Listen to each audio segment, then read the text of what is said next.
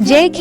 চাঞ্চল্যকর তথ্যের মাধ্যমে জানা গিয়েছে বিটিএস এর সব থেকে ছোট সদস্য জিয়ন জাংকুক তিনি বলেছেন, হ্যাঁ ঠিক শুনেছেন, তিনি বলেছেন তিনি ওয়ার্ল্ডের কোনো কান্ট্রির মেয়েকে বিয়ে করবেন না, তবে তিনি বাংলাদেশি মেয়েকে বিয়ে করতে চান। এই নিউজটি আমরা জানতে পেরেছি সাউথ কোরিয়ার একটি ইন্টারভিউ থেকে। তিনি সেখানে নিজেই বলেছেন আর্মি ক্যাম্প থেকে ফিরে এসে তিনি বিয়ে করবেন, কারণ তার বিয়ের বয়স হয়ে গিয়েছে অনেক আগে। বিটিএস এর অন্যান্য 6 সদস্য বিয়ে করুক না করুক তাতে তার কোনো কিছু যায় আসে না, তবে সে বিয়ে করবে এটা তিনি কনফার্ম করেছেন। আমরা আমাদের বিভিন্ন তথ্যের মাধ্যমে তার থেকে জানার চেষ্টা করেছিলাম মেয়েটি কে। তিনি বলেছেন সেই মেয়েটিকে তিনি অনেক আগেই দেখেছে। হ্যাঁ, আপনারা ঠিকই শুনেছেন, জাংকুক লুকিয়ে লুকিয়ে বাংলাদেশে এসেছিল একবার ফুচকা খাওয়ার জন্য। তখন তিনি সেখানে এসে একটি মেয়েকে পছন্দ করেছিল। তারপর থেকেই তিনি নির্ণয় করেন যে তিনি এসে সেই মেয়েটিকেই বিয়ে করবেন। আমরা অনেক উৎসাহের সাথে তার কাছে জানতে চাইলাম সেই লাকি মেয়েটা কি। তিনি বলল আমি এখন তার নাম বললে অন্যান্য আর্মিরা তাকে পিটিয়ে মেরে ফেলবে, তাই আমি কোনো প্রকার নাম বলতে চাই না। আমি নাম না বলে সরাসরি এসেই তাকে বিয়ে করব। তো আমরা জানতে চাই জাংকুকের কাছ থেকে যে জাংকুক কি সত্যি বাংলাদেশি মেয়ে বিয়ে করবে। এটা জানার জন্য কি আমাদের তাহলে অপেক্ষা করতে হবে? অপেক্ষা করতে হবে আমাদের এটা দেখার জন্য যে জাংকুক বাংলাদেশের কোন মেয়েটাকে বিয়ে করছে, আর কেনই বা এত ওয়ার্ল্ডের এত দেশ থাকতে জাংকুক বাংলাদেশি মেয়েকে বিয়ে করতে চাচ্ছেন। জাংকুকের মতামত অনুসারে বাংলাদেশি মেয়েরা অনেক পরিমাণে টক্সিক হয়।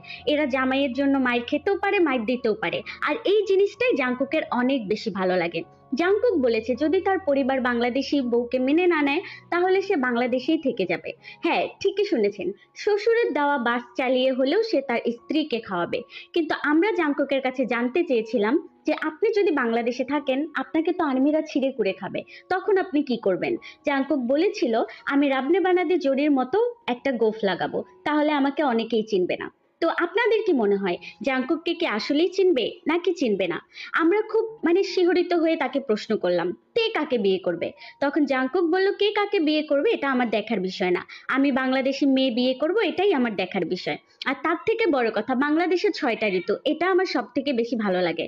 বাংলাদেশের মানুষরা অনেক বেশি ঝগড়টে টক্সিক, তারা ভাত খেতে খুব পছন্দ করে, এখন আবার কোরিয়ার দেখা দেখে কোরিয়ান নুডলস খায়। এর জন্য আমি চাই বাংলাদেশি মেয়েকে বিয়ে করতে।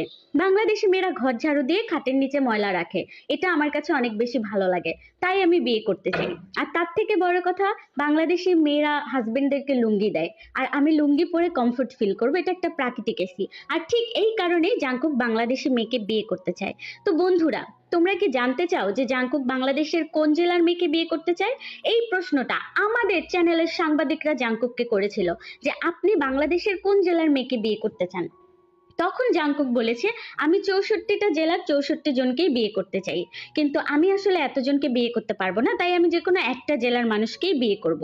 তো আমরা তাকে অনেক রিকোয়েস্ট করেছি সেই জেলাটার নাম বলার জন্য। জাংকুক বলেছে জেলাটার নামের মধ্যে কোথাও না কোথাও এ আছে। তো আমরা অনেক খুঁজে দেখলাম এরকম অনেকগুলো জেলা আছে যেগুলোতে এ আছে। জাংকুক আসলে আমাদেরকে ঘুরিয়ে পেঁচিয়ে উত্তর দিচ্ছে সে আর্মি ক্যাম্প থেকে ফিরে এসে বিয়ে করবে। তো আর্মিরা তোমরা কি জাংকুকের বিয়ে খাওয়ার জন্য প্রস্তুত? আমি তো অনেক রকমের প্রস্তুত, কিন্তু জাংকুক কাকে বিয়ে করবে? জাংকুককে বললাম আপনি কি ফর্সা মেয়ে বিয়ে করবেন নাকি শ্যামলা?